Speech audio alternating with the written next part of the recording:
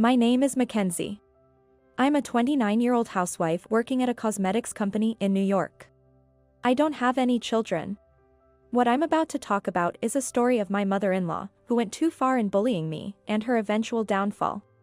First, let me start by talking about the bullying I experienced from her. I've cooked for my mother-in-law a few times, but she always complains about my cooking, saying things like, "This is a bit too salty, isn't the meat too tough?" or "This is inedible." This might be a typical mother-in-law thing. But she went so far as to blatantly throw away my cooking in front of me, calling it awful. "I can't eat this anymore, it's okay to throw it away, right?" Saying that, she threw it in the trash can. Since then, I've stopped cooking for her altogether. Moreover, she would badmouth me behind my back. She was spreading all sorts of rumors about me. She said, my son married her reluctantly. Poor boy, deceived by such a woman. A close neighbor even asked me, worried, "She's been telling everyone that, but are you okay?" I didn't want to worsen the bullying from my mother-in-law, so I just replied, "It's the usual, I'm fine." But the harassment didn't stop there.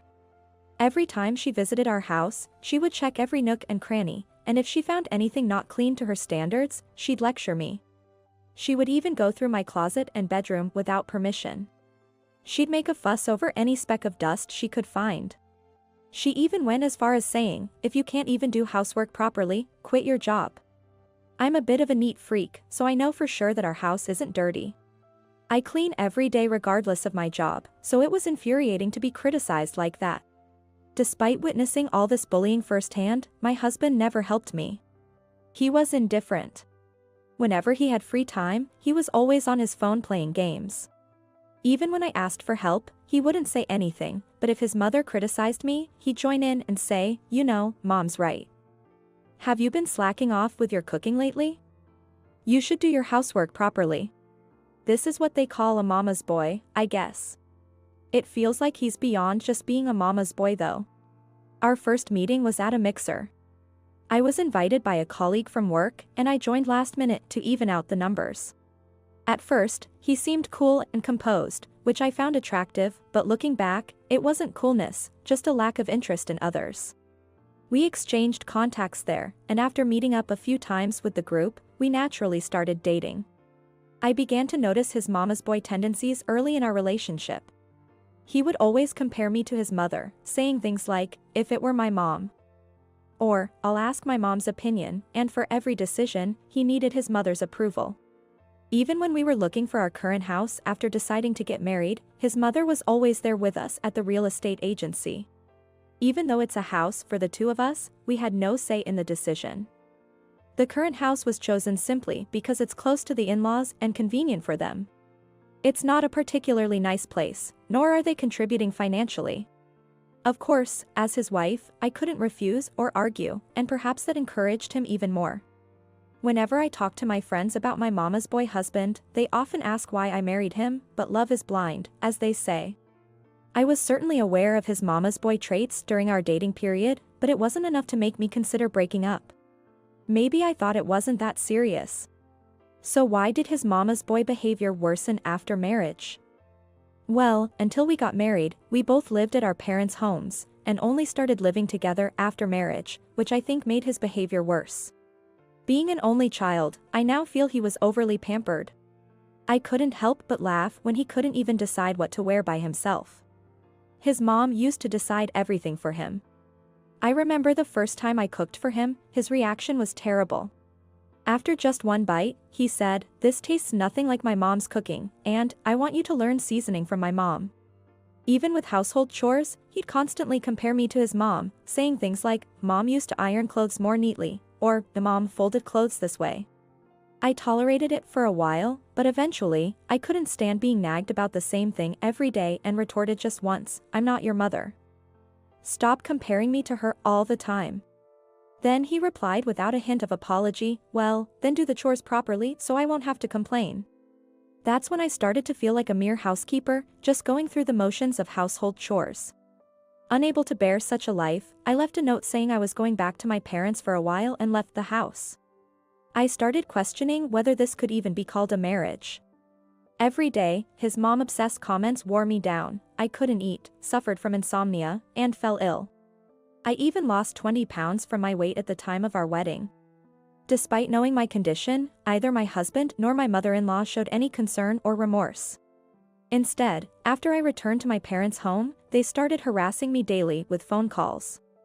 Every time the phone rings, I think, is it my mother-in-law again? But I still answer it. As soon as I picked up, she'd shout, "How dare you, a mere daughter-in-law, leave the house suddenly." My son was the one enduring everything. What are you going to do about this? Apologize, then hang up, only to call back later to repeat the same thing. Some days, there were as many as 5 such calls. During these calls, she had no interest in hearing my side. Even when I tried to speak, she'd yell, "You just need to listen." I had taken time off from work due to my poor health, but eventually, I felt guilty for being away too long and returned to work. I had considered quitting, but returning to work actually helped me forget about my husband and mother-in-law, and I felt much better emotionally. I loved my job, and my colleagues were great people. Just when I was starting to feel more stable, that incident happened. One day, after work, I returned home to find my mom, who was supposed to be out, in the living room. "Mom? What happened? Weren't you going out today? Your mother-in-law called again today." As soon as I answered, she started complaining non-stop. I got so irritated, I talked back. And then she made even more fuss, saying, "That's it. I'll have my son divorce you," my mom recounted, clearly agitated. I was initially astounded that she had escalated from berating me to complaining to my mother, but it turned out that wasn't the case. My mom and I have very similar voices. Even our dad can't tell us apart on the phone. We even look alike from behind, making it hard to distinguish us. My mom's friends and neighbors often say to us, "Your voices are really identical. And year by year, you're even starting to look more alike." Apparently, my mother-in-law, in a hurry and mistaking my mom's rushed voice for mine, had called. And that was her mistake. My mom is particularly outspoken. With her quick thinking, she would likely win any verbal argument. My mother-in-law, she must have overwhelmed. "So, what did you say back to her?" I asked, curious about their phone conversation.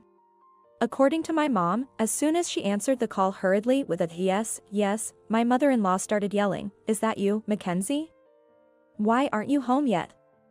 You need to sort yourself out." Mom was going to correct her, but she wanted to hear for herself what was usually said to me, so she kept quiet and listened. Oblivious, my mother-in-law continued. "You know, marriage isn't easy. I always thought you and my son were mismatched from the start. You know, in terms of appearance. A bit mismatched, I guess, haha." That's when my mom lost her patience. "Who do you think you are, getting all high and mighty just because I'm listening quietly? It's your poor upbringing that made your son such a helpless man. Mismatched, you say? Do you even know what people say about your son? A mama's boy who loves his mommy. And you're no better. Go back and start over." Hearing that, I burst out laughing. My mom had said everything I was thinking but couldn't say. Hearing it gave me such a sense of relief. After that, the harassing calls from my mother-in-law stopped abruptly. But, although she had said over the phone that she wanted a divorce, there was no further word from her, so after discussing it with my parents, I decided to hire a lawyer. Thinking it might be useful as evidence, I had been recording our phone conversations. When I played the recordings for the lawyer, they said, "This is definitely advantageous for you. Good job recording it." With the help of these recordings as evidence, the divorce proceeded smoothly. Of course, I was able to get a substantial settlement for emotional distress.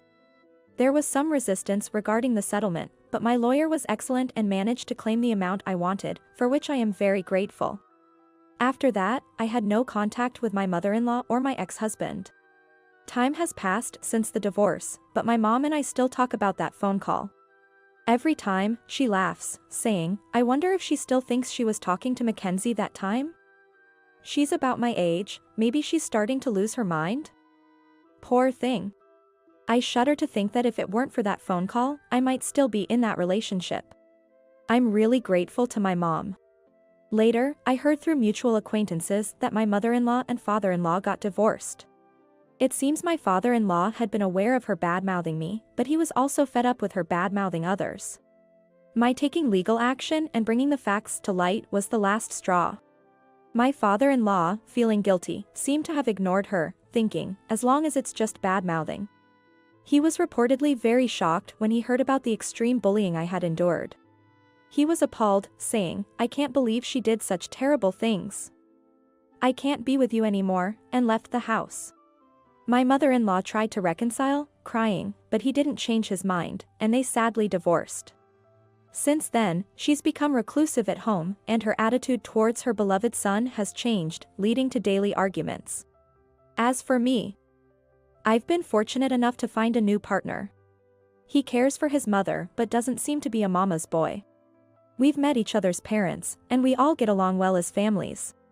We are blessed by everyone and are very happy.